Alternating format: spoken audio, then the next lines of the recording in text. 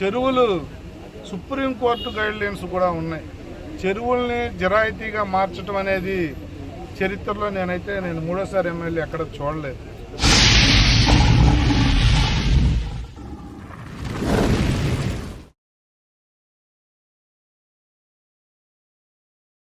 గురైందని మన కూటమి నాయకులు మొన్న అక్కడ ప్రెస్ మీట్ పెడితే కొంత తోపులాట జరిగింది సార్.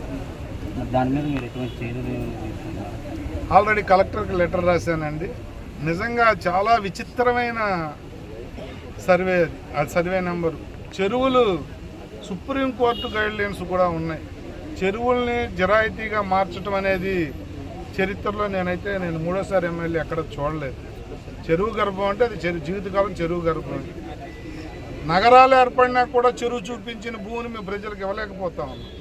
మరి విచిత్రం ఏంటంటే దాన్ని సబ్ డివిజన్ చేసి 420 ఏషాలు చేసేవాళ్ళు 420ని 420/1 అని చేసి దాన్ని పట్టా పుట్టించి ముందు చెరువు గర్భాన్ని పాత రికార్డులని చెక్ చేసా.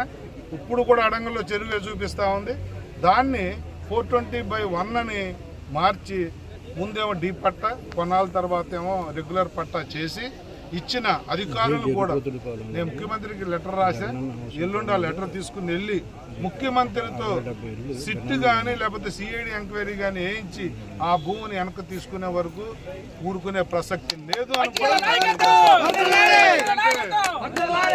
ఏది కూడా చెరువుల్ని ప్రజలు ఇష్టం వచ్చినట్టు అధికారులు కూడా కళ్ళు మూసుకుని ఇచ్చిన అధికారులకు కూడా నేను చెప్తా ఉన్నా, ఖబర్దార్ ఎవరిచ్చారో వాళ్ళు సస్పెండ్ అవటం గ్యారంటీ. ముఖ్యమంత్రి గారి దగ్గరికి తీసుకెళ్ళి, ఎందుకంటే ఎవడ బాబు సొమ్ము కాదు గవర్నమెంట్ ఆస్తులంటే దాన్ని వెనక్కి తీసుకుంటామని చెప్పి తెలియజేస్తాం.